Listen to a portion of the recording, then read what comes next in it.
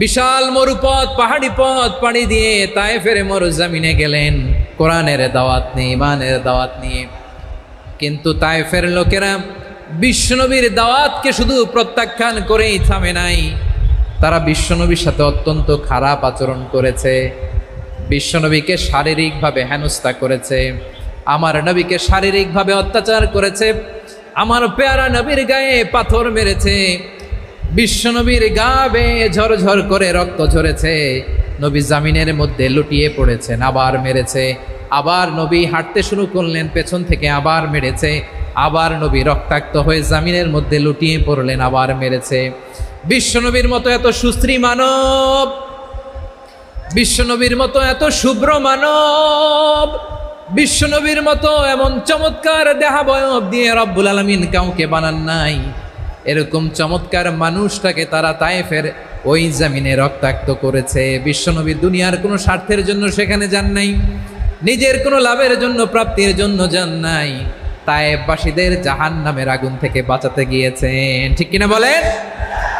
খেয়ে না খেয়ে দিন প্রচারের কাজে নিজেকে দিয়েছ বিলিয়ে, তায়েফের কাফিরেরা চিনল না সে আলো, দুষ্ট ছেলেদের পিছু দিল লেলিয়ে, পাথরের আঘাতে ক্ষত বিক্ষত হয়ে সারা শরীর থেকে রক্ত ঝরে। হে রাসূল তোমাকে ভুলি আমি কেমন করে, হে রাসূল তোমাকে ভুলি আমি কেমন করে। পারেন না আপনারা? ধরুন আমার সাথে, হাজার ব্যথা বেদনার পরে ফিরে আসনি তুমি আপন ঘরে, দিনের আলো তুমি ছড়িয়ে দিতে, চলে গেলে মদিনায় মক্কা ছেড়ে। হে রাসূল তোমাকে ভুলি আমি কেমন করে, হে রাসূল তোমাকে ভুলি আমি কেমন করে। ঠিক কিনা বলেন? প্রিয় ভাইরা, তায়েফের ছেলেরা নবীকে রক্তাক্ত করলো। আমার নবী কই যাবে? কই যাবে? মক্কায় জায়গা নাই, তায়েফে জায়গা নাই। তায়েফ থেকে ভারাক্রান্ত মন নিয়ে আমার নবী মক্কায় ফিরে আসলেন। বিশ্ব নবী মক্কায় ঢুকতে পারেন না। মক্কার মরুভূমির দিকে তাকিয়ে, উপত্যকার দিকে তাকিয়ে বিশ্বনবী ধা ধা করে কাঁদেন, ঝরঝর করে। নবীর চেহারা মোবারক থেকে চোখের পানিগুলো বেয়ে বেয়ে পড়ে। আমার জন্মস্থান, আমার শৈশব, কৈশোর, যৌবন কেটেছে এই মক্কায়, আমার এলাকায় আমি ঢুকতে পারি না। বিশ্বনবী মক্কার অনতি দূরে দাঁড়িয়ে জায়েদকে পাঠালেন, জায়েদ যাও দেখো কেউ আমাকে সাপোর্ট করার মতো আছে কিনা, যাও অমুকের কাছে যাও। জায়েদ গেলেন, তারাও প্রত্যাখ্যান করে ফিরিয়ে দেয়। বিশ্বনবী বললেন যাও অমুক লোকের কাছে যাও, তিনিও প্রত্যাখ্যান করে ফিরিয়ে দিলেন। কেউ বিশ্বনবীকে আশ্রয় দিতে রাজি হয় না। নিজ জন্মভূমিতে বিতাড়িত বিশ্বনবী, সর্বশেষ বিশ্বনবী বললেন যাও মুতঈম ইবনে আদির ঘরে যাও। মুতঈম ইবনে আদি মুশরিক, তার কাছে যাও। গেলেন, মুতঈম ইবনে আদি রাজি হয়ে গেল। সুবহানাল্লাহ বলেন। দেখেন, অনেক বিপদের সময়ও আমি নিজে সাক্ষী, সামাজিকভাবে, রাজনৈতিকভাবে কত ঝঞ্ঝা, কত ষড়যন্ত্র, কত কনস্পাইরেসি পাড়ি দিয়ে আমাদেরকে সামনে এগিয়ে যেতে হয়। এই শত্রুদের ভেতরেও একজনকে দাঁড় করিয়ে দেয় যে আল্লাহর কোরআনের জন্য রেডি হয়ে যায়। পড়েন সুবহানাল্লাহ। মুতঈম ইবনে আদি, আল্লাহ তার মনকে নরম করে দিলেন। মুতঈম বলে, মুহাম্মদ আমি তোমাকে আশ্রয় দিব। তার দুই ছেলেকে পাঠালেন, যাও খোলা তলোয়ার নিয়ে, স্কট দিয়ে, গার্ড অফ অনার দিয়ে মোহাম্মদকে মক্কায় ঢুকাও, আর বলো আমি আমান দেব। আমান কি দিব? আমান মানে সিকিউরিটি, নিরাপত্তা। সিকিউরিটি ছাড়া, আমান দেওয়া ছাড়া কেউ থাকতে পারতো না মক্কায়। দুই ছেলে বিষ্ণু ইসা ইসলামকে নিয়ে আসলো। নবী কাবার চারদিকে তাওয়াফ করলেন, নামাজ পড়লেন। আবু জাহেল, উতবা, শাইবা, ওয়ালিদ ইবনে মুগীরা সবাই দেখে, কেউ কিছু করতে পারে না। কারণ মুতঈম ইবনে আদি ঘোষণা দিয়েছেন, আমি মুহাম্মদকে আমান দিয়েছি, মুহাম্মদের গায়ে যেন কেউ স্পর্শ না করে। আওয়াজ করে পড়েন সুবহানাল্লাহ। নবীর এই বিপদকালে মুহূর্তে মুতঈমের হৃদয়টারে নরম করে দিল কে? আচ্ছা, লালমনিরহাটের ভাইয়েরা বলেন, এই মুতঈম কি মুসলিম ছিল না মুশরিক? সবাই বলতে হবে মুসলিম না মুশরিক। তাহলে মুশরিকের কাছ থেকে নবী পলিটিক্যাল অ্যাসাইলাম, আধুনিক রাষ্ট্রবিজ্ঞানের ভাষায় পলিটিক্যাল অ্যাসাইলাম, যেটাকে বলে রাজনৈতিক আশ্রয়, ওনার আমান বা নিরাপত্তার এই ঘোষণায় তিনি মক্কায় ঢুকলেন। যতদিন নিরাপত্তা ছিলেন।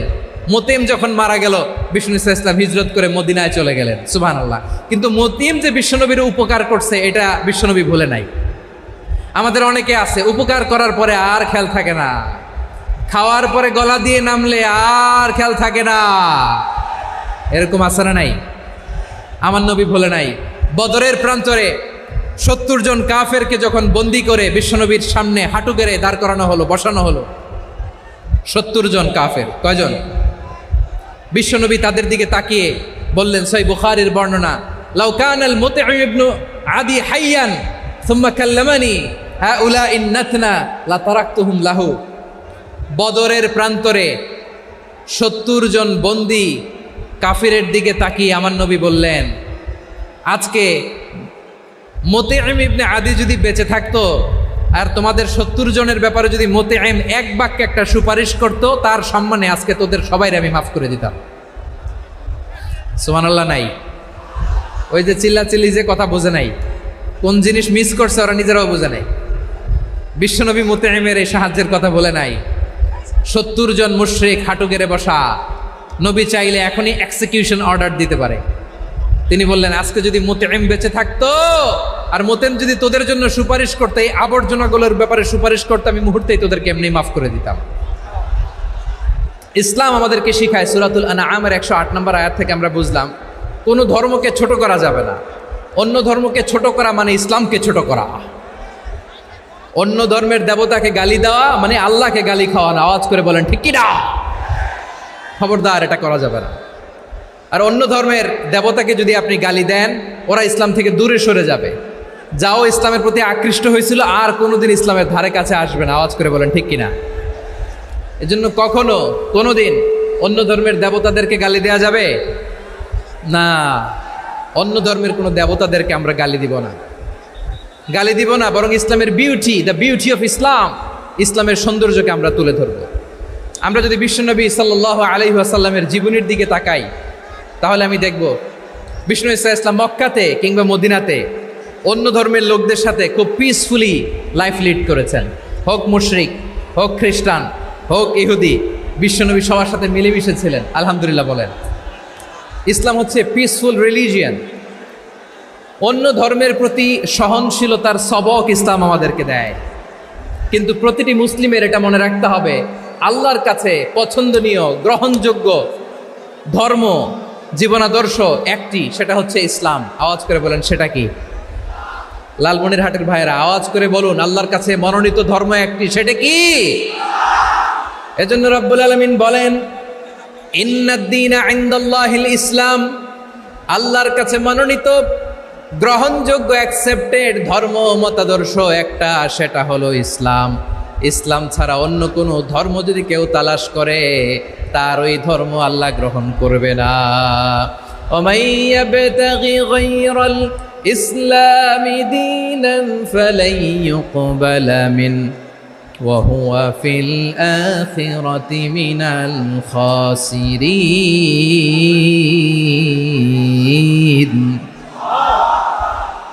Whoever seek anything except Islam, that won't be accepted from him, and he will be loser in the day of judgment. কিয়ামতের দিন ইসলাম ছাড়া কেউ যদি অন্য কোনো ধর্ম তালাশ করেছে দুনিয়াতে, তার এই মতাদর্শ গ্রহণ করা হবে না। and he will be loser, সে হবে লুজার, ক্ষতিগ্রস্ত। হাই হাই কোম্পানির ম্যানেজার, ওর আমও শেষ, সালাও শেষ। আওয়াজ করে বলেন ঠিক কি না? এজন্য ইসলাম পেয়ে আমরা খুশি না বেজার?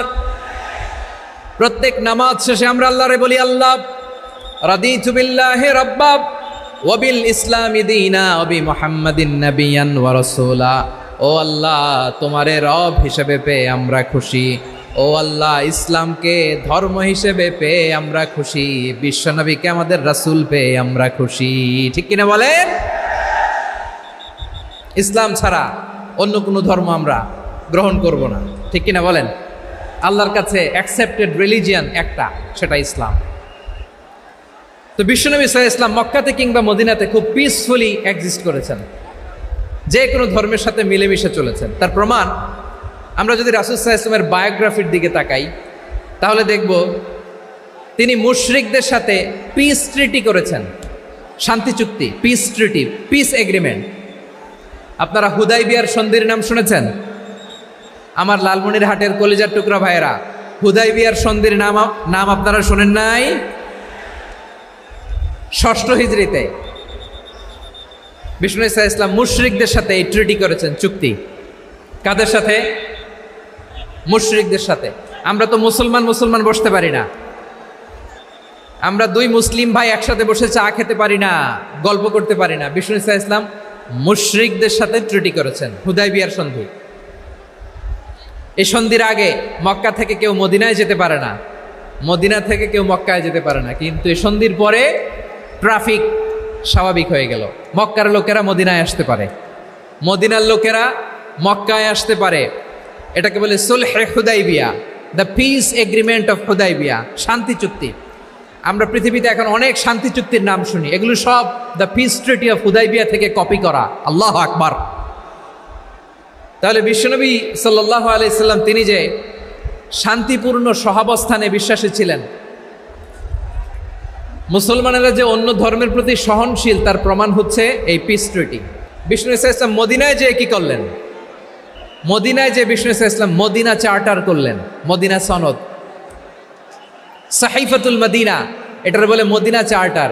যে ওয়েস্টে, ইউরোপে, আমেরিকাতে তারা অনেক চার্টার করে, এই সব চার্টার মদিনা চার্টার থেকে কপি করা। আওয়াজ করে পড়েন সুবহানাল্লাহ। বিষ্ণু ঈসা ইসলাম মদিনায় গেলেন, মদিনাতে মুসলিম, মুশরিক, ইয়াহুদি, এই 3 ধর্মের লোক মিলে সব স্টেক হোল্ডার যারা আছে সবাইকে নিয়ে বিষ্ণু ঈসা ইসলাম মদিনা চার্টার করলেন, মদিনা সনদ। পড়েন সুবহানাল্লাহ। শুধু তাই নয়, মক্কাতে বিশ্বনবী পিস এগ্রিমেন্ট করলেন, শান্তি চুক্তি মুশরিকদের সাথে।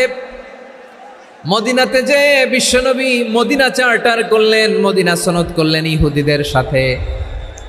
আবার মদিনাতে বিশ্বনবী ইহুদিদের সাথে পিস ডায়ালগ করলেন, ইন্টারফেথ ডায়ালগ করলেন, আন্তধর্মীয় সংলাপ করলেন। যেই সংলাপের মূল ভিত্তি ছিল তাওহীদ। মূল ভিত্তি ছিল কি? তাওহীদ।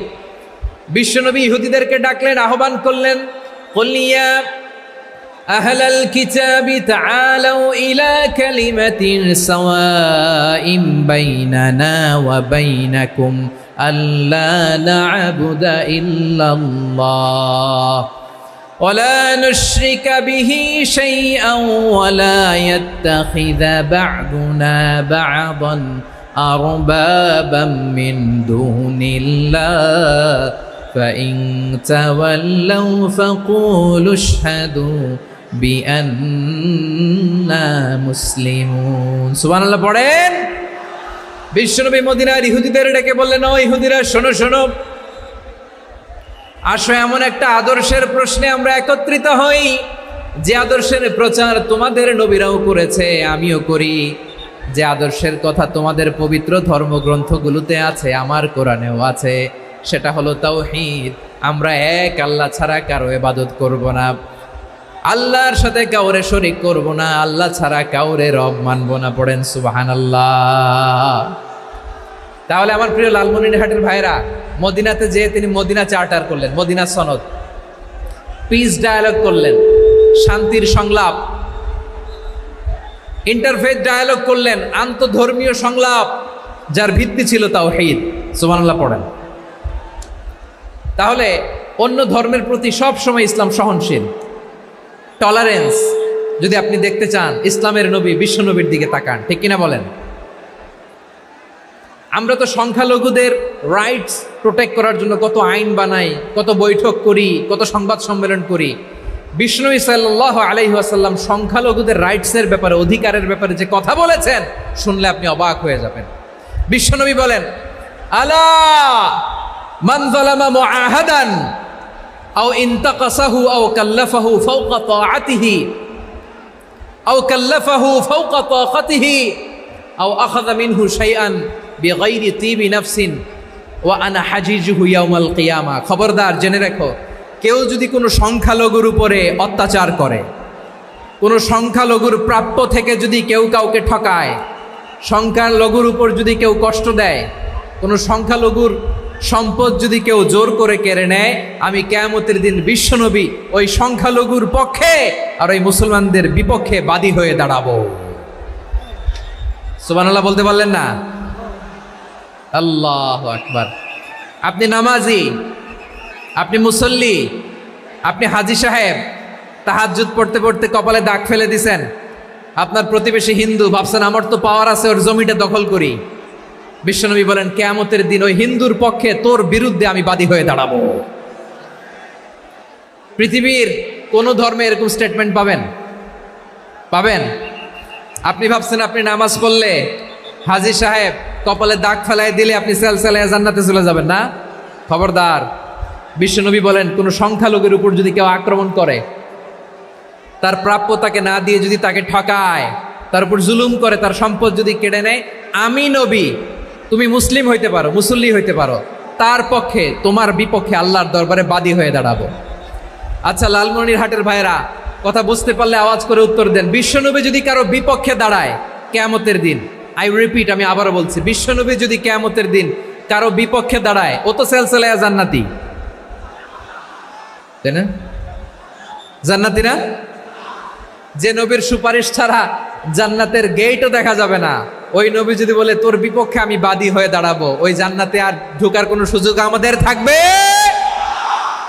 এখানেই শেষ না আমার প্রিয় লালমনিরহাটের ভাইয়েরা, এখানেই শেষ নয়। বিশ্বনবী বলেন মান কাতালা মুআহাদান, বুখারীর বর্ণনা, মান কাতালা মুআহাদান লাম ইয়ারাহ রাইহাতাল জান্নাহ। কেউ যদি, কোনো মুসলিম যদি অন্যায়ভাবে কোনো সংখ্যালঘুকে হত্যা করে, কোনো হিন্দুকে হত্যা করে, কোনো বৌদ্ধরে হত্যা করে, অন্যায়ভাবে কোনো মুসলিম যদি কোনো সংখ্যালঘুরে হত্যা করে, জান্নাতে যাওয়া তো দূরের কথা, ওই মুসলিম জান্নাতের ঘ্রাণও পাবে না। সেই বুখারীর বর্ণনা, মান কাতালা মুআহাদান লাম ইয়ারাহ রাইহাতাল জান্নাহ ওয়া ইন্না রিহাহা লা ইউজাদু মিন মাসিরাতি 40 আমা। যে জান্নাতের ঘ্রাণ 40 বছর দূরের রাস্তা থেকেই পাওয়া যায়। সুবহানাল্লাহ পড়েন। প্রিয় ভাইরা, এখান থেকে জান্নাতে পৌঁছতে লাগবে 40 বছর। এত দূর, কত বছর? সবাই বলেন কত বছর? এখান থেকে জান্নাতে পৌঁছতে লাগবে 40 বছর। এত দূরে থাকতেই জান্নাতের ঘ্রাণ আপনার নাকে এসে ধাক্কা মারবে। বিশ্বনবী বলেন যে ব্যক্তি কোনো সংখ্যালঘুকে হত্যা করে, জান্নাতের ঘ্রাণ তো পাবেই, জান্নাতে তো ঢুকতে পারবেই না, জান্নাতের ঘ্রাণও তার নাকে লাগবে না। পড়েন নাউযুবিল্লাহ। তাহলে সংখ্যালঘুদের ব্যাপারে ইসলামে অধিকার দেয়া আছে না নাই? লালমনিরহাটের ভাইয়ের আওয়াজ করে বলেন, আমার সংখ্যালঘু হিন্দু ভাইদের রাইটস, অধিকার আমাদের ইসলামে প্রোটেক্টেড আছে না নাই? এখানেই শেষ না। বিষ্ণু ইসলাম আপনার অমুসলিম প্রতিবেশীর সাথে ভালো আচরণ করতে বলেছে। আমাদের হয় না, এটা মুসলিম পাড়া, ওটা বৌদ্ধ পাড়া, হয় না? অনেক সময় হয় না, এটা আমাদের মুসলিম পাড়া, ওইটা হিন্দু পাড়া, এরকম আছে না নাই? লালমনিরহাটে নাই না? আছে? হিন্দু যদি আপনার প্রতিবেশী হয় কি করবেন? ওরে কষ্ট দিবেন নাকি? কেন? ও তো হিন্দু, ও তো আমার আল্লাহরে ডাকে না, ওরে কষ্ট দিলে জায়েজ হবে না? খবরদার। বিষ্ণু ইসলাম বলেন মান কানা ইউমিনু বিল্লাহ ওয়াল ইয়াউমিল আখির ফালিউকরিম জারাহ। যে আল্লাহ বিশ্বাস করে আর আখিরাতে বিশ্বাস করে, সেজন্য প্রতিবেশীর সাথে ভালো আচরণ করে। সুবহানাল্লাহ। কলিজা জুড়ায় যায় না আমার নবীর কথাগুলো শুনলে? যে আল্লাহ বিশ্বাস করে, যে আখিরাতে বিশ্বাস করে, সেজন্য প্রতিবেশীর সাথে ভালো আচরণ করে। এখানে বলছে মুসলিম প্রতিবেশী বলছে, নামাজি প্রতিবেশী বলছে, আল্লাহওয়ালা প্রতিবেশী বলছে না। প্রতিবেশী আস্তিক হোক নাস্তিক হোক, প্রতিবেশী মুমিন হোক মুশরিক হোক, প্রতিবেশী হইলেই তার সাথে ভালো আচরণের দরকার আছে না নাই? আমার প্রিয় লালমনিরহাটের ভাইয়েরা, বিষ্ণু ইসলাম ওনার ইহুদি প্রতিবেশীদের দেখাশোনা করতেন। আওয়াজ না শোনা যাক, আমারও তো দেখা যায়, আমারও তো দেখা যায়। তাকায় থাকেন, তাকায় থাকলে সওয়াব হবে। কোরআনের কথা যেখান থেকে হয় এদিকে তাকায় থাকলেই বরকত। তাকায় থাকেন। জি জি, মাইক, আমি তো আর মাইক ঠিক করতে আসি না এদিকে, এই মাইক ঠিক করব, ওই মাইক ঠিক করব, ওদিকে পাইলট বলবে হুজুর চলে আসেন। জি বসুন বসুন, মাশাআল্লাহ, হ্যাঁ খুব শান্ত, ঠিক আছে। পুলিশ ভাইরা না খেয়ে দিনরাত আপনারা যাতে সুশৃঙ্খল একটা প্রোগ্রাম উপহার পান এটাই চেষ্টা করতেছে, আপনাদেরকে কষ্ট দিতে আসে নাই, একটু একটু সহযোগিতা করেন। জি মাশাআল্লাহ, হ্যাঁ ঠিক আছে। আমার প্রিয় ভাইরা, প্রতিবেশী আস্তিক হোক নাস্তিক হোক, মুসলিম হোক হিন্দু হোক, তার সাথে ভালো আচরণ করতে হবে। বিষ্ণু ইসলাম ওনার ইহুদি প্রতিবেশীর বাসায় যেতেন। কোন প্রতিবেশী? ইহুদি। আওয়াজ করে বলেন, কোন প্রতিবেশী? ইহুদি। এক ইহুদি কিশোর বিষ্ণু ইসলামের খেদমত করতে, ইহুদি ছেলে আমার নবীর খেদমত করতো, তারা ছিল নবীর প্রতিবেশী। তো অনেক দিন হয় ইহুদি ছেলেটা আসে না। বিষ্ণুনবী খোঁজ দিলেন, ঘটনা কি? একটা ইহুদি ছেলে না আমার খেদমতে আসতো, ছেলেটা কই? খোঁজ নিয়ে জানলেন ছেলেটা অসুস্থ। বিষ্ণু ইসলাম ওই ইহুদির বাড়িতে চলে গেলেন ওই ছেলেটাকে দেখা করার জন্য, ভিজিট করার জন্য। সুবহানাল্লাহ পড়বেন না? গেলেন, যে দেখে ইহুদি ছেলেটা মুমূর্ষ, যান যায় যায় ভাব, বিছানায় পড়ে আছে, তার বাবা দাঁড়ানো। বিশ্বনবী তার মাথার পাশে বসলেন, মাথায় হাত বুলিয়ে দিলেন, আর ছেলেটাকে বললেন আসলিম, হে ইহুদি ছেলে আসলিম, ইসলাম ধর্ম গ্রহণ করো। তো ছোট্ট ছেলে ভাবে আমরা ইহুদি, এখন ইসলাম ধর্ম গ্রহণ করলে আব্বা যদি বকা দেয়, ফানাযারা ইলা ওয়াজহি আবি, ছেলেটা তার বাবার চেহারার দিকে তাকালো, দেখি আব্বা কি কয়। আব্বা যদি বলে তাইলে ইসলাম ধর্ম গ্রহণ করবে। ইহুদি ছেলেটা তার বাবার দিকে যখন তাকালো, ওর বাবা বলে আতি আবুল কাসিম, আবুল কাসিম যা বলে তাই করো। আবুল কাসিম হচ্ছে বিষ্ণু ইসলামের একটা কুনিয়াত, উপনাম। আমার রাসূলের বড় ছেলের নাম ছিল কাসেম। যেমন দেখবেন আমাদের এলাকায় কারো ছেলের বড় ছেলের নাম যদি হয় আব্দুল্লাহ, এরা আব্দুল্লাহর বাপ বলে ডাকে। কারো বড় মেয়ের নাম যদি হয় ফাতেমা, এরা কি ডাকে? ফাতেমার বাপ বলে না? তো বিষ্ণু ইসলামের বড় ছেলের নাম ছিল কাসেম। ইহুদি বাবা বলল আতি আবুল কাসেম, আবুল কাসেম যা বলে তাই শোনো, মানে মোহাম্মদ যা বলে তাই শোনো। এই কথা শুনে ছেলে সাহস পাইছে, ছেলে আবার পড়তে আরম্ভ করলো আশহাদু আল্লাহ ইলাহা ইল্লাল্লাহ ওয়া আশহাদু আন্না মুহাম্মাদার রাসূলুল্লাহ, পড়েন আল্লাহু আকবার।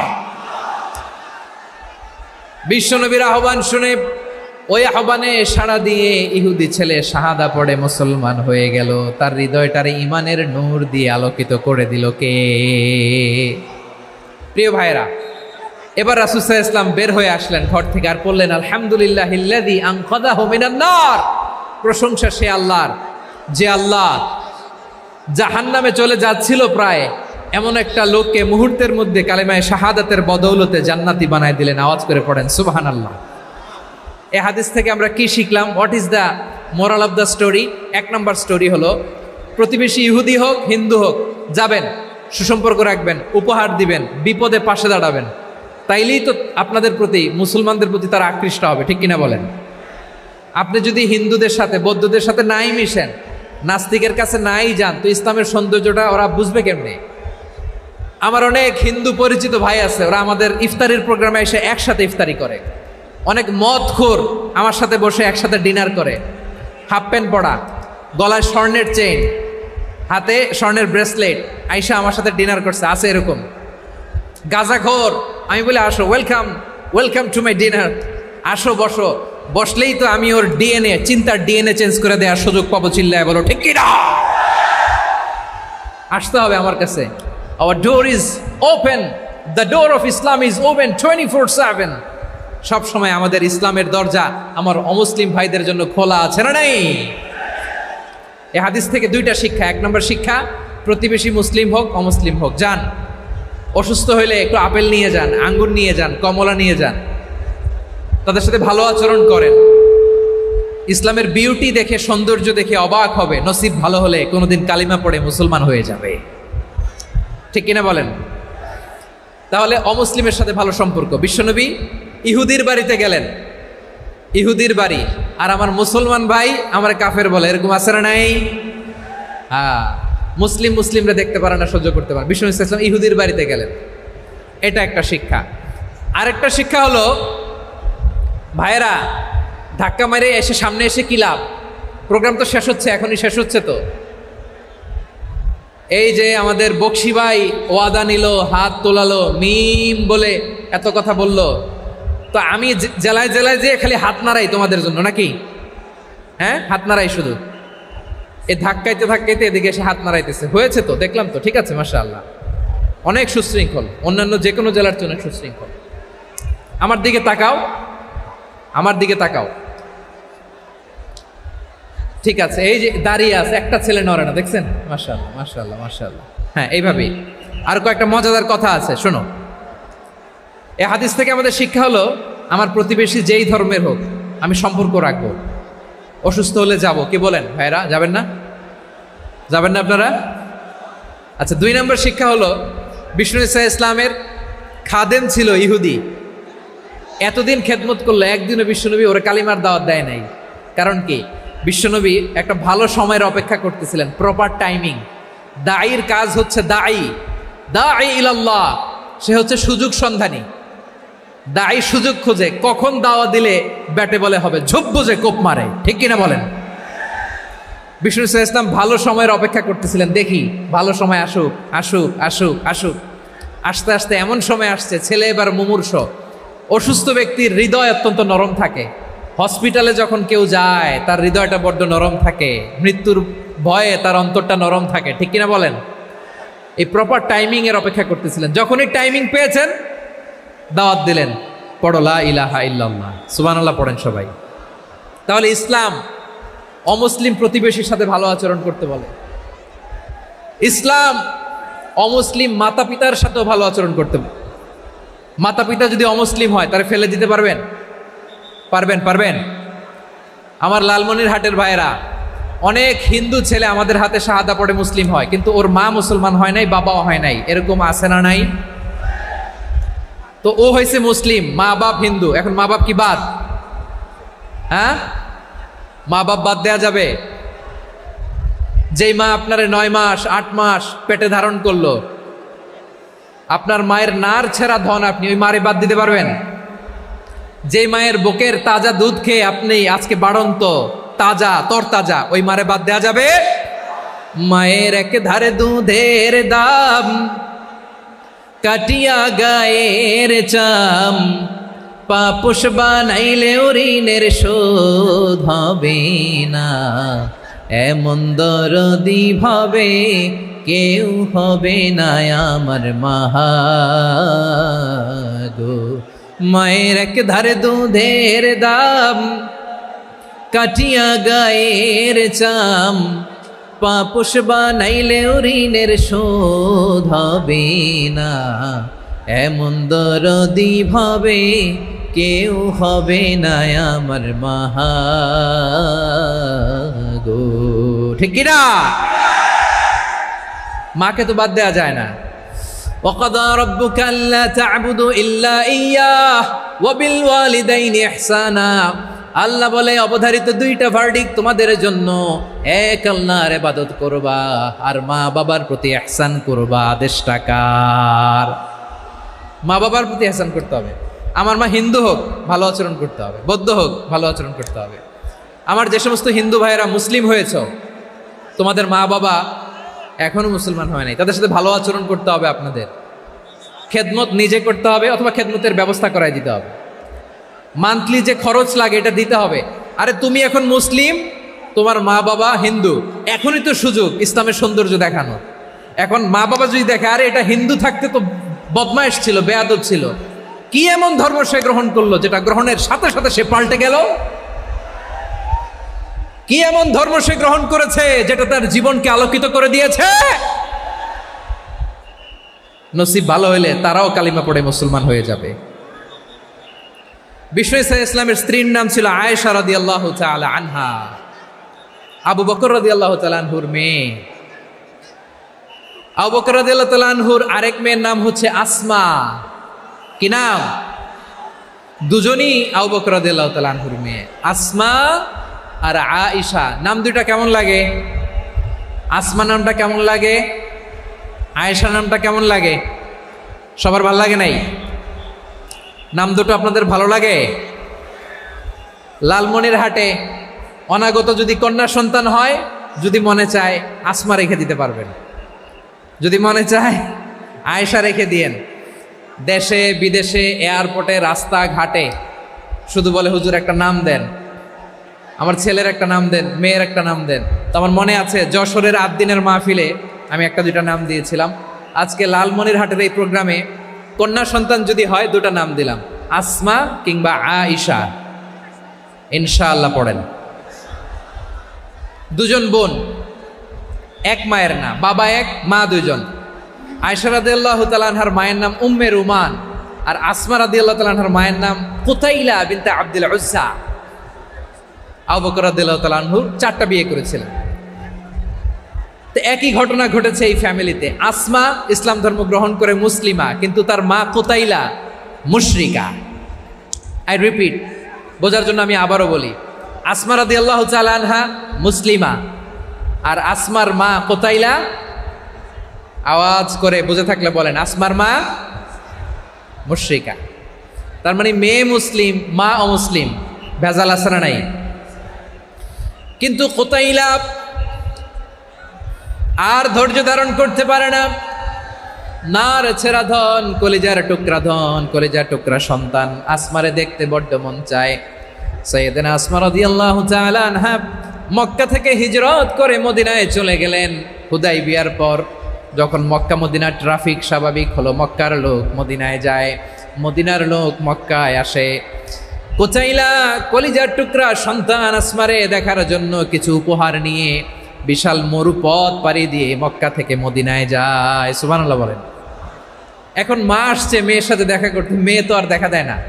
মেয়ে ভাবছে আমার মা তো মুশরিকা, অপবিত্রা, তার সাথে কি দেখা দেয়া যাবে? বিশ্বনবীর দরবারে চলে গেলেন। সুবহানাল্লাহ বলেন। কি সৌভাগ্যবান ছিল তারা, মাসলা জানার দরকার হলেই নবীর দরবারে চলে যেত। ঘরে বউয়ের সাথে ঝগড়া হলে নবীর দরবারে চলে যেত। অনেক সাহাবী বলে আমার পেটে ক্ষুধা লাগলেও আমি নবীর কাছে চলে যেতাম, কারণ নবীর চেহারার দিকে তাকালেই আমার পেটের ক্ষুধা মিটে যেত। সাইয়েদনা আসমা রাদিয়াল্লাহু তাআলা আনহা বিশ্বনবীর কাছে চলে গেলেন, যে বললেন ইয়া রাসূলুল্লাহ ইয়া হাবিবাল্লাহ ইন্না উম্মি কাদিমাতুন ইলাইয়া ওয়া হিয়া রাগিবা। আমার মা মক্কা থেকে অনেক দূর মরুর পথ পাড়ি দিয়ে উপহার সামগ্রী নিয়ে মদিনায় আমার সাথে দেখা করতে এসেছে গো নবী। আমার জানতে বড্ড ইচ্ছে হয় আমি আমার মুশরিকা মায়ের সাথে একটু দেখা করতে পারবো কিনা। আফা আসিলুহা, আগে যেমনি আমি আমার মায়ের সাথে ভালো আচরণ করতাম, যেমনি আমি আমার মায়ের সাথে সদাচরণ করতাম গো নবী, এখন আমি মুসলিমা মা মুশরিকা, এখনো কি আগের মতো সদাচরণ করতে পারবো নাকি? বিশ্বনবী বললেন নাম সিলিহা, হ্যাঁ রে আসমা, অবশ্যই অবশ্যই, আগে ঠিক যেমন তুমি তোমার মায়ের সাথে ভালো আচরণ করতে, এখনো তেমনি আগের মতো ভালো আচরণ করবা। আওয়াজ করে পড়েন সুবহানাল্লাহ। কি ইসলাম আমরা পেয়েছি! কত ব্রড মাইন্ডেড আমাদের ইসলাম, কত ওপেন মাইন্ডেড ইসলাম, কত ওপেন আপ করতে পারে, চিন্তা করতে পারেন। বিষ্ণু বললেন হ্যাঁ অবশ্যই, নাম সুলিহা, আগে যেমনি ভালো আচরণ করছো আসমা, এখন ওই রকমই করো, পারলে আরো বাড়ায় করো। সুবহানাল্লাহ বলেন।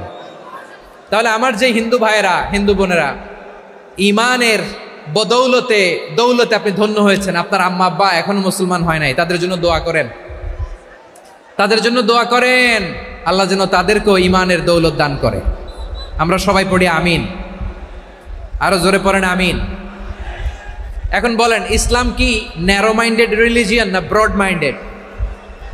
লালমনিরহাটের যুবক ভাইরা আওয়াজ করো, ইসলাম কি ন্যারো মাইন্ডেড না ব্রড মাইন্ডেড? কতটা ব্রড মাইন্ডেড দেখেন। বিশ্বনবী সাল্লাল্লাহু আলাইহি সাল্লাম অমুসলিমরা যদি নবীকে উপহার দিত, ওই উপহারও বিশ্বনবী গ্রহণ করতেন। সুবহানাল্লাহ পড়েন। আপনার অমুসলিম বন্ধু যদি উপহার দেয়, সেটাও আপনি নিতে পারবেন, যেটা নেওয়া জায়েজ। কিন্তু আপনার বন্ধু যদি আপনার মদের বোতল দেয়, নিতে পারবেন? হ্যাঁ, মদের বোতল দিলে পারবেন না। আপনার বন্ধু যদি আপনার পর্ক দেয়, পর্ক, শূকরের গোশত মিশ্রিত কোনো খাবার, ওটা নিতে পারবেন না। হালাল যে কোনো জিনিস নিতে পারবেন। বিশ্বনবী সাল্লাল্লাহু আলাইহি ওয়াসাল্লাম অমুসলিমদের দেয়া হাদিয়া গ্রহণ করতেন। কেমন নবী ছিলেন? আমার নবীরে চিনে নেন, আমার নবীর অ্যাটিটিউড জেনে নেন। বিশ্বনবী সাল্লাল্লাহু আলাইহি ওয়াসাল্লাম যখন কোনো জনপদে যেতেন, 3টা অপশন নিয়ে যেতেন। প্রিয় ভাইয়ের আওয়াজ করে বলতে হবে, কোনো জনপদে গেলে আমার নবীর অপশন থাকতো কয়টা?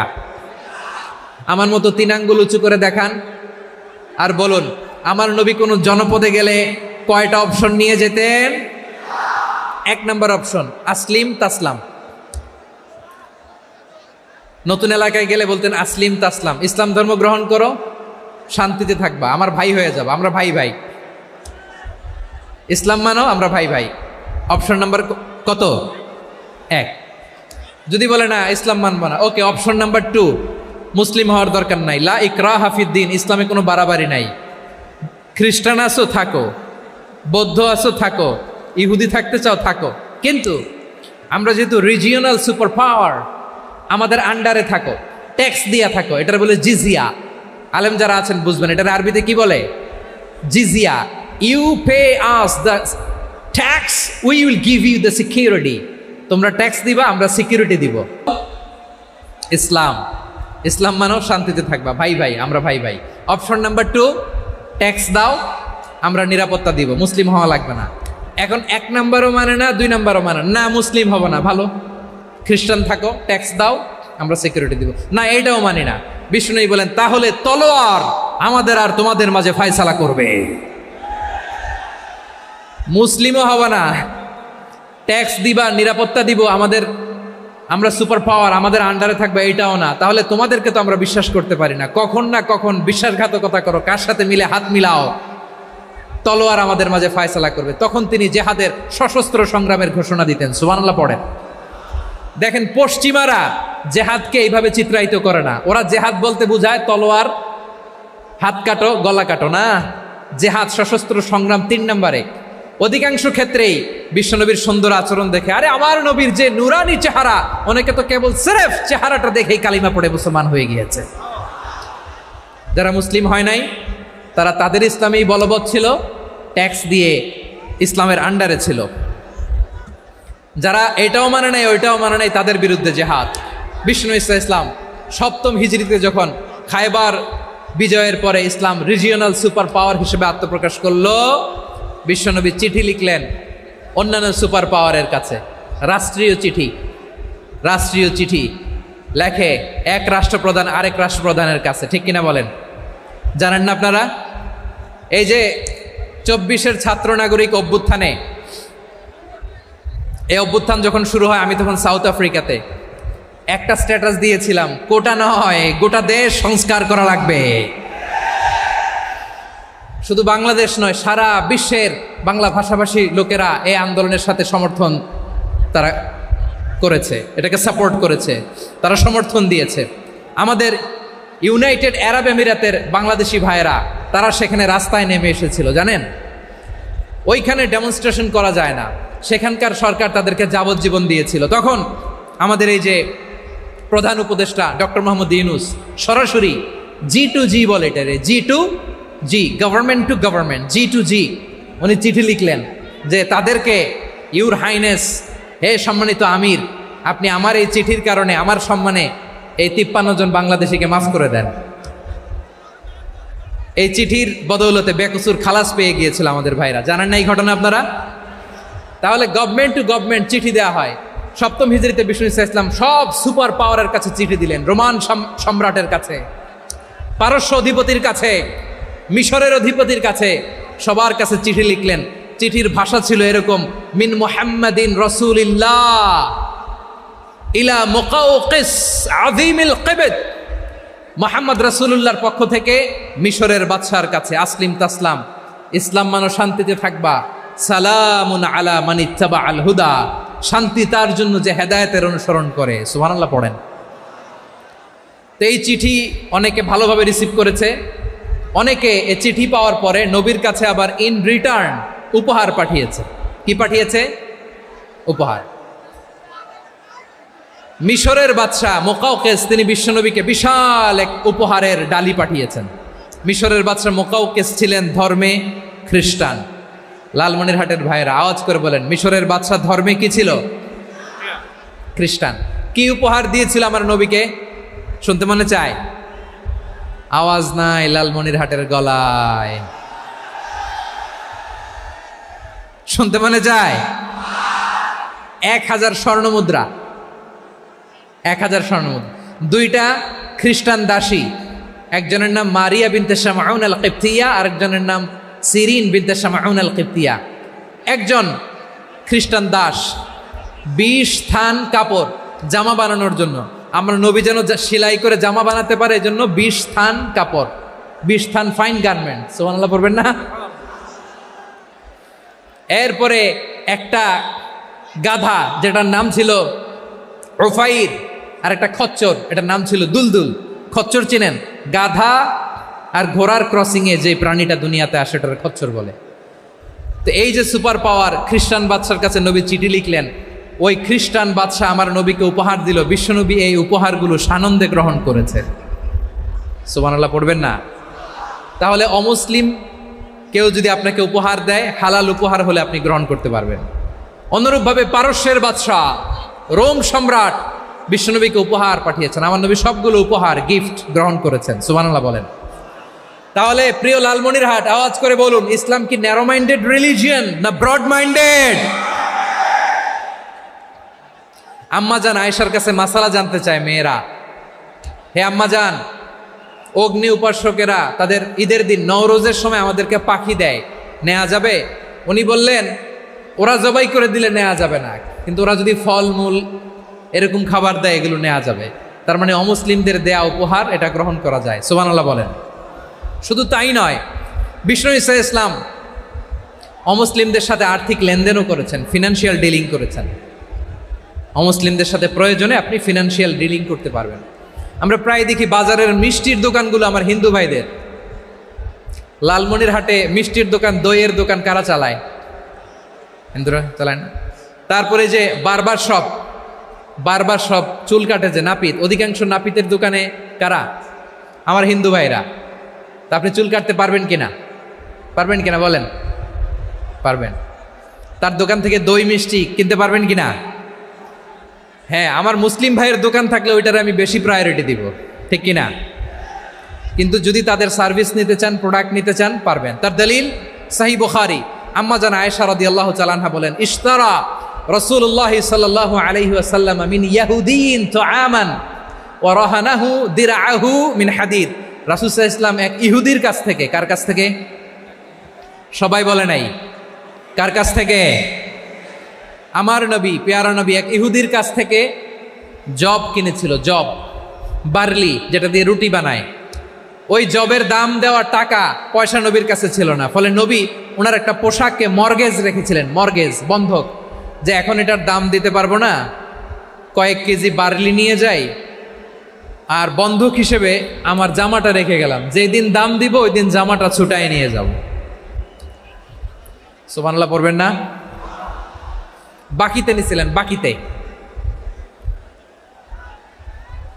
দিরআহু মিন হাদিদ, লোহার তৈরি বর্ম, মানে যুদ্ধের পোশাক, লোহা দিয়ে বানানো। বিশ্বনবী বললেন, কয়েক কেজি জব দাও, টাকাটা পরে দিব, এখন টাকা নাই, বন্ধক হিসেবে, মর্গেজ হিসেবে আমার জামা রেখে গেলাম, যখন টাকা দিব জামা ছুটায় নিব। আওয়াজ করে বলতে হবে সুবহানাল্লাহ। এ থেকে বোঝা গেল অমুসলিমদের সাথে ফিনান্সিয়াল ডিলিং করা যায়, অর্থনৈতিক লেনদেন করা যায়, কেনাবেচা করা যায়, প্রোডাক্ট কেনা যায়।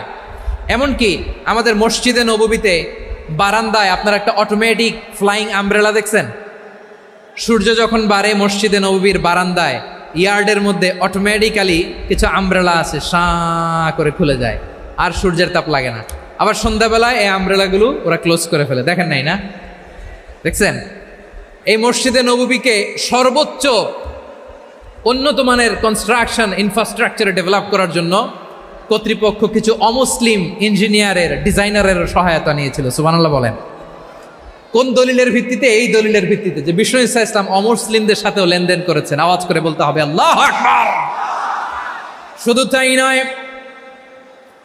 ইন কেস অফ ইমার্জেন্সি, প্রয়োজনে ইসলামের খাতিরে, ইসলামকে সামনের দিকে এগিয়ে নিয়ে যাওয়ার জন্য অমুসলিমদের সাপোর্ট নেওয়া জায়েজ আছে।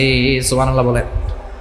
অমুসলিমদের সাপোর্ট নেয়া, তাদের থেকে অর্থ নেয়া, পলিটিক্যাল সাপোর্ট, পলিটিক্যাল অ্যাসাইলাম নেওয়া জায়েজ আছে। আমাদের অনেক বিশ্ববরেণ্য দায়ীরা আমেরিকায় অস্থায়ীভাবে অ্যাসাইলাম নিয়ে থাকে, নিজের দেশে গেলে ফাঁসিতে ঝুলাই দিবে। যুগ যুগ ধরে দায়ীদের উপরে এরকম অত্যাচার আর নির্যাতন আছে না নাই? মিশরের অনেক দায়ীরা পাশ্চাত্যে যেয়ে থাকে, এই যে তারা পলিটিক্যাল অ্যাসাইলাম নিয়ে থাকে, রাজনৈতিক আশ্রয়, এটা জায়েজ আছে না? এটা যে জায়েজ আছে তার প্রমাণ স্বয়ং বিশ্বনবী সাল্লাল্লাহু আলাইহি ওয়াসাল্লাম পলিটিক্যাল সাপোর্ট নিয়েছিলেন অমুসলিমদের কাছ থেকে। সুবহানাল্লাহ বলেন। খুব মজাদার একটা ঘটনা, শুনবেন? আপনাদের আগ্রহ দেখে তো মনে হয় না শোনার ইচ্ছা আছে। আছে আছে, গলায় জোর আছে। লিল্লাহি তাকবীর, লিল্লাহি তাকবীর, নারে তাকবীর। মাশাআল্লাহ। আমার ভাইরা, বিশ্বনবীর বয়স তখন প্রায় 51 বছর। কত বছর? বিশ্বনবীর সবচেয়ে কাছের মানুষ খাদিজা রাদিয়াল্লাহু তাআলা আনহা ইন্তেকাল করেছেন। বিশ্বনবী বড্ড কষ্ট পেলেন, হৃদয়টা ভেঙে খান খান। যিনি ঘরের ভেতরে বিশ্বনবীকে সান্ত্বনা দিতেন, ভালোবাসা দিতেন, বাইরে গেলে কুরাইশরা বকাঝকা করে, অত্যাচার করে, কিন্তু আম্মাজান খাদিজা রাদিয়াল্লাহু তাআলা আনহা ঘরটারে এমন শান্তির নীর বানায় রেখেছেন, এই ঘরের ভিতরে ঢুকলে বিশ্বনবীর কলিজাটা ঠান্ডা হয়ে যেত। এজন্য রব্বুল আলামিন বলেন, খাদিজা, ও আমার বান্দি খাদিজা, জান্নাতে এমন স্পেশাল একটা ঘর আমি তোমার জন্য রেডি করে রেখেছি। ওই ঘরের মধ্যে কোনো আওয়াজ নাই, ওই ঘরের মধ্যে কোনো নয়েজ নাই, ওই ঘরে কোনো বিশৃঙ্খলা নাই। কারণ মক্কার জমিনে আমার নবী কুরাইশদের বিশৃঙ্খলা, নয়েজ আর ঝামেলাগুলোকে উপেক্ষা করে যখন তোমার ঘরের ভিতরে ঢুকতো, ঘরটারে তুমি শান্তির নীর, ঠান্ডা, নীরব, নিস্তব্ধ, নিঝুম আর শান্তির নীর বানিয়ে রেখেছ। এজন্য জান্নাতে স্পেশাল একটা শান্তির নীর আমি তোমারে উপহার দেব। ওই প্রিয়তমা স্ত্রী খাদিজা ইন্তেকাল করলেন, বিশ্বনবীর হৃদয় ভেঙে খান খান।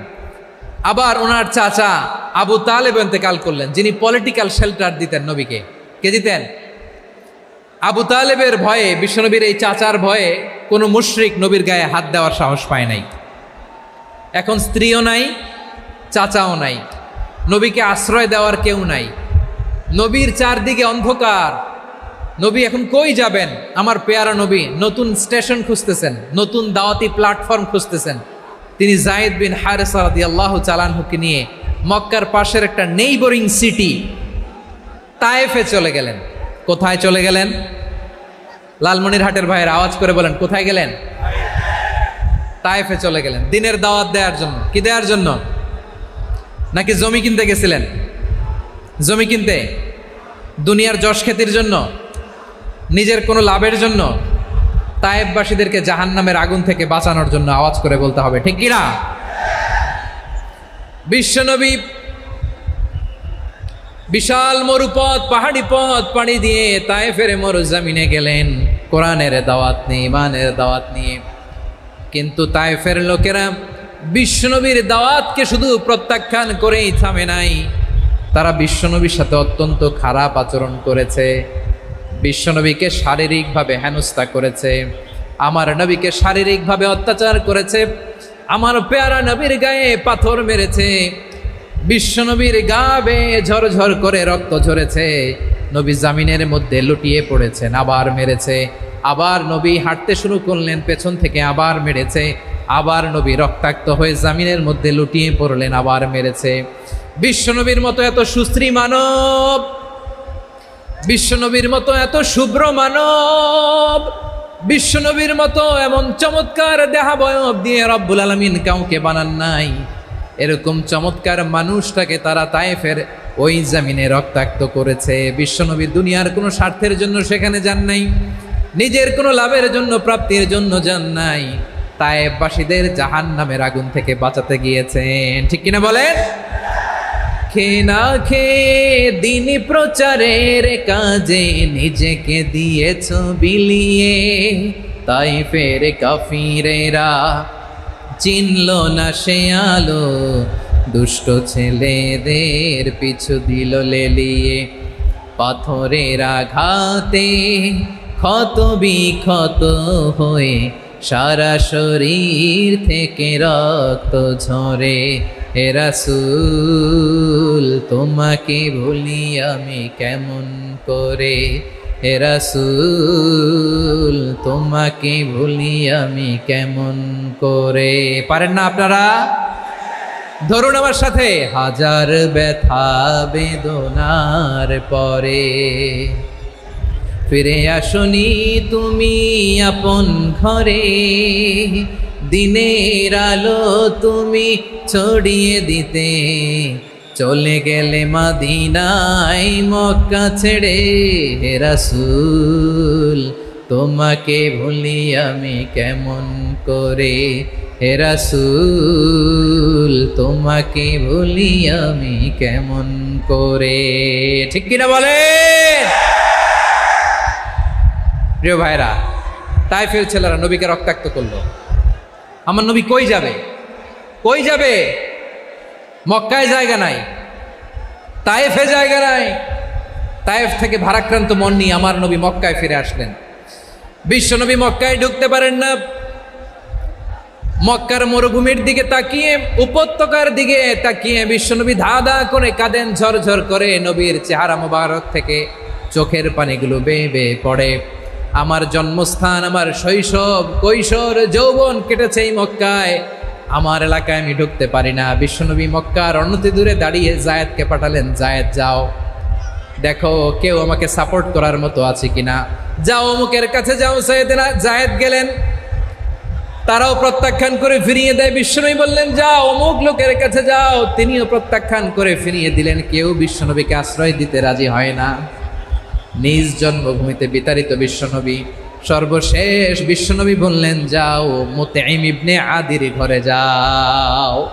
মুতঈম ইবনে আদি মুশরিক, তার কাছে যাও। গেলেন, মুতঈম ইবনে আদি রাজি হয়ে গেল। সুবহানাল্লাহ বলেন। দেখেন, অনেক বিপদের সময়ও আমি নিজে সাক্ষী, সামাজিকভাবে রাজনৈতিকভাবে কত ঝঞ্ঝা, কত ষড়যন্ত্র, কত কনস্পাইরেসি পাড়ি দিয়ে আমাদেরকে সামনে এগিয়ে যেতে হয়। এই শত্রুদের ভেতরেও একজনকে দাঁড় করিয়ে দেয় যে আল্লাহর কোরআনের জন্য রেডি হয়ে যায়। পড়েন সুবহানাল্লাহ। মুতঈম ইবনে আদি, আল্লাহ তার মনকে নরম করে দিলেন। মুতঈম বলে, মুহাম্মদ আমি তোমাকে আশ্রয় দিব। তার দুই ছেলেকে পাঠালেন, যাও খোলা তলোয়ার নিয়ে, স্কট দিয়ে, গার্ড অফ অনার দিয়ে মুহাম্মদকে মক্কায় ঢুকাও, আর বলো আমি আমান দেব। আমান কি দিব? আমান মানে সিকিউরিটি, নিরাপত্তা। সিকিউরিটি ছাড়া, আমান দেওয়া ছাড়া কেউ থাকতে পারতো না মক্কায়। দুই ছেলে বিষ্ণু ঈসা ইসলামকে নিয়ে আসলো। নবী কাবার চারদিকে তাওয়াফ করলেন, নামাজ পড়লেন। আবু জাহেল, উতবা, শাইবা, ওয়ালিদ ইবনে মুগীরা সবাই দেখে, কেউ কিছু করতে পারে না। কারণ মুতঈম ইবনে আদি ঘোষণা দিয়েছেন আমি মুহাম্মদকে আমান দিয়েছি, মুহাম্মদের গায়ে যেন কেউ স্পর্শ না করে। আওয়াজ করে পড়েন সুবহানাল্লাহ। নবীর এই বিপদকালে মুহূর্তে মুতঈমের হৃদয়টারে নরম করে দিল কে? আচ্ছা, লালমনিরহাটের ভাইয়েরা বলেন, এই মুতঈম কি মুসলিম ছিল না মুশরিক? সবাই বলতে হবে মুসলিম না মুশরিক? তাহলে মুশরিকের কাছ থেকে নবী পলিটিক্যাল অ্যাসাইলাম, আধুনিক রাষ্ট্রবিজ্ঞানের ভাষায় পলিটিক্যাল অ্যাসাইলাম, যেটাকে বলে রাজনৈতিক আশ্রয়, ওনার আমান বা নিরাপত্তার এই ঘোষণায় তিনি মক্কায় ঢুকলেন। যতদিন নিরাপত্তা ছিল ছিলেন। মুতঈম যখন মারা গেল, বিষ্ণু ঈসা ইসলাম হিজরত করে মদিনায় চলে গেলেন। সুবহানাল্লাহ। কিন্তু মুতঈম যে বিশ্বনবীর উপকার করছে এটা বিশ্বনবী ভুলে নাই। আমাদের অনেকে আছে উপকার করার পরে আর খেয়াল থাকে না, খাওয়ার পরে গলা দিয়ে নামলে আর খেয়াল থাকে না। এরকম আছে না নাই? আমার নবী ভুলে নাই। বদরের প্রান্তরে 70 জন কাফেরকে যখন বন্দি করে বিশ্বনবীর সামনে হাঁটু গেড়ে দাঁড় করানো হলো, বসানো হলো, 70 জন কাফের। কয়জন?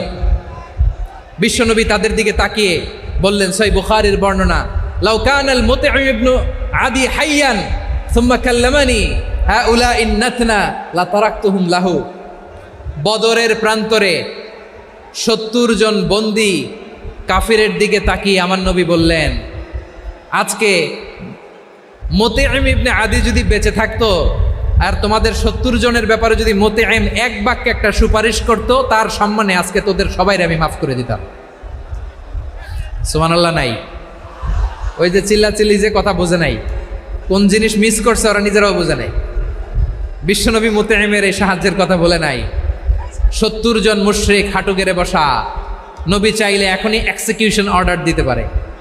তিনি বললেন, আজকে যদি মুতঈম বেঁচে থাকতো আর মুতঈম যদি তোদের জন্য সুপারিশ করতে, এই আবর্জনাগুলোর ব্যাপারে সুপারিশ করতে, আমি মুহূর্তেই তোদেরকে এমনি মাফ করে দিতাম। এবার বলেন, ইসলাম কি ন্যারো মাইন্ডেড না ব্রড মাইন্ডেড? শুধু তাই নয়, যাকে যে সম্মান দেয়ার আমার নবী দিতেন, হোক আস্তিক হোক নাস্তিক, হোক মুসলিম হোক অমুসলিম। বিষ্ণু ইসলাম যখন রোমান সম্রাটের কাছে চিঠি লিখেছেন, আমার প্রিয় লালমনিরহাটের ভাইরা, অল্প কয়েক মিনিট কয়েকটা জরুরি কথা বলবো, এদিকে তাকান, এদিকে তাকান। রোমান সম্রাটের কাছে বিশ্বনবী যখন চিঠি লিখলেন মিন মুহাম্মদ রাসূলিল্লাহ ইলা হিরাকলা আযীমির রোম, মুহাম্মদের পক্ষ থেকে হিরাক্লিয়াসের কাছে, যিনি হচ্ছেন আযীমির রোম। এটা নবী নিজ থেকে বানায় লিখছেন অতিরিক্ত সম্মান দিয়ে। কোন রাষ্ট্রপ্রধান যখন আসে তাদেরকে আমরা কি বলি জানেন?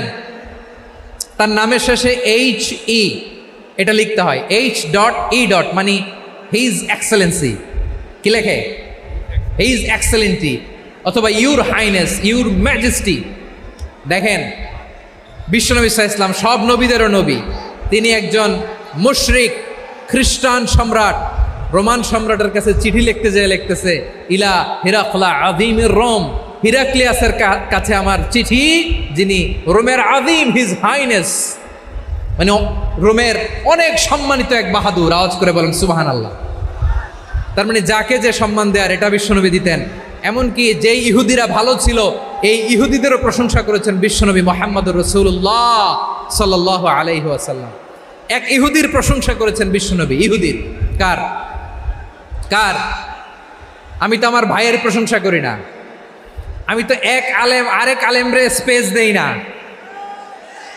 আমি তো এক দায়ী আরেক দায়ীর সাথে বসতে চাই না। আমার নবী ইহুদির প্রশংসা করে। কার প্রশংসা? ওই ইহুদির নাম ছিল মুখাইরেক। সিরাত গ্রন্থ ঘাটলে পাবেন। তিনি বলেছেন, মুখাইরেক খাইরু ইয়াহুদ, Mukhayriq is the best of the Jews. জুইশদের মধ্যে সে সবচেয়ে ভালো। কেন প্রশংসা করলেন তার? এর কারণ মদিনা চার্টারে কথা ছিল সব ধর্মের মুসলিম, মুশরিক, ইহুদিরা মিলে মদিনাকে রক্ষা করবে। কিন্তু তৃতীয় হিজরিতে যখন উহুদের যুদ্ধ শুরু হলো, সবার কথা ছিল যেই আক্রমণ করে আমরা মদিনাকে বাঁচাবো। কোন শহরকে বাঁচাবো? মদিনাকে। কিন্তু কুরাইশরা যখন অ্যাটাক করলো, ইহুদিরা আর আসে না, ইহুদিরা আর বেরোয় না। বিষ্ণু বললেন, ওহে ইহুদিরা, তোমরা না চুক্তি করলে আমার সাথে যে মদিনা বাঁচাতে সবাই ঝাঁপিয়ে পড়বো, আসো। একটা ইহুদিও বেরোয় না, কেউ আসে নাই সেদিন, একজন ছাড়া। তার নাম মুখাইরেক। তার নাম কি? মুখাইরেক বাহাদুরের মতো ঘোড়সাওয়ার হয়ে বেরিয়ে গেলেন এবং বললেন, গোটা ইহুদি সাম্রাজ্যের একজনও যদি না আসে, আমি মুখাইরেককে কেউ ঘরে আটকে রাখতে পারবে না। বেরিয়ে আসলেন, এসে বললেন, আমি মুহাম্মদের পক্ষে যুদ্ধ করব। আমি মারা গেলে আমার সম্পদ আমার উত্তরাধিকারীরা পাবে না, আমার সম্পদ তোমরা মুহাম্মদকে দিয়ে দিবা। সুবহানাল্লাহ বলেন। উহুদের ময়দানে 70 জন মুসলমান শহীদ হলো। এই ইহুদি, সেও মুসলমানের পক্ষে যুদ্ধ করে নিহত হলো। সুবহানাল্লাহ বলেন। মুসলিমদের লাশ যখন নিয়ে আসা হলো, এই মুখাইরিকের লাশও নিয়ে আসা হলো। মুসলিমদের লাশের পাশে মুখাইরিকের লাশ দেখে বিশ্বনবী মুখাইরিকের প্রতি অনেক খুশি হলেন। আর বিশ্বনবী খুশি হয়ে বললেন, মুখাইরিক খায়রু ইয়াহুদ, মুখাইরিক যদিও তুমি ইহুদি, তারপরেও তুমি সব ইহুদিদের মধ্যে সেরা ইহুদি। পড়েন সুবহানাল্লাহ। আমার নবী ইহুদিকেও সম্মান দিতে কার্পণ্য করে নাই। আওয়াজ করে বলেন আল্লাহু আকবার।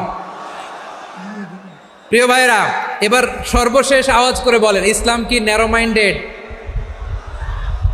নাকি ব্রড মাইন্ডেড? সবাই বলেন, ন্যারো মাইন্ডেড না ব্রড মাইন্ডেড? এজন্য অমুসলিম হইলেই তারা আমাদের শত্রু নয়। শত্রু কারা? এই লালমনিরহাটের ভাইয়েরা শোনেন, শত্রু কারা? যে সমস্ত অমুসলিম আমাদেরকে নিশ্চিহ্ন করে দিতে চায়,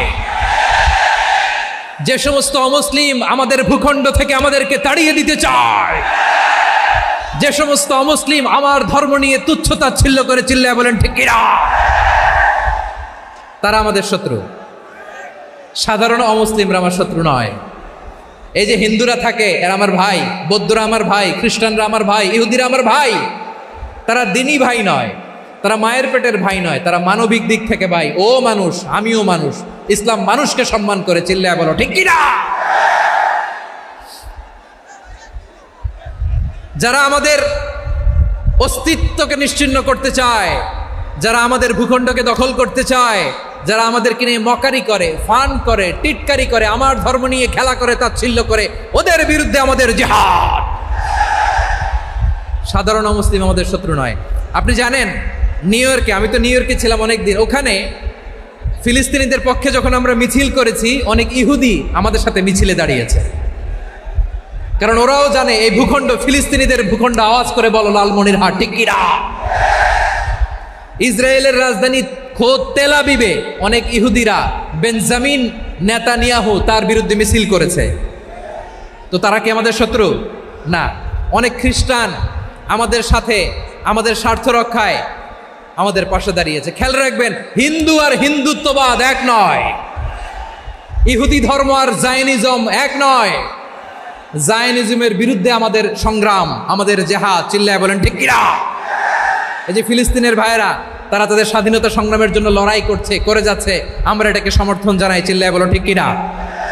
কাশ্মীরের ভাইয়েরা স্বাধীনতার জন্য সংগ্রাম করছে, আমরা সেই সংগ্রামকে সমর্থন জানাই, আওয়াজ করে বলো ঠিক কিনা? যারাই আমাদের ইসলামকে নিশ্চিহ্ন করতে চায় তাদের বিরুদ্ধে আমাদের সংগ্রাম, আওয়াজ করে বলতে হবে ঠিক কিনা?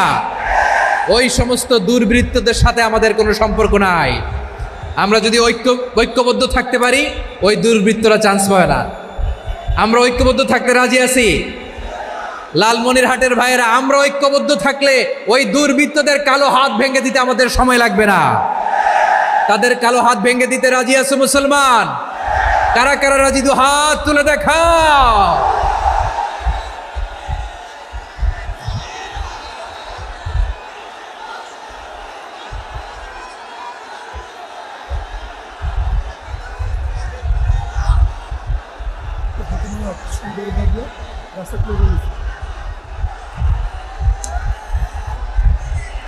আমার প্রাণপ্রিয় লালমনিরহাটের ভাইয়েরা, শত্রু কাফের আর অশত্রু কাফেরের মধ্যে পার্থক্য আছে না নাই?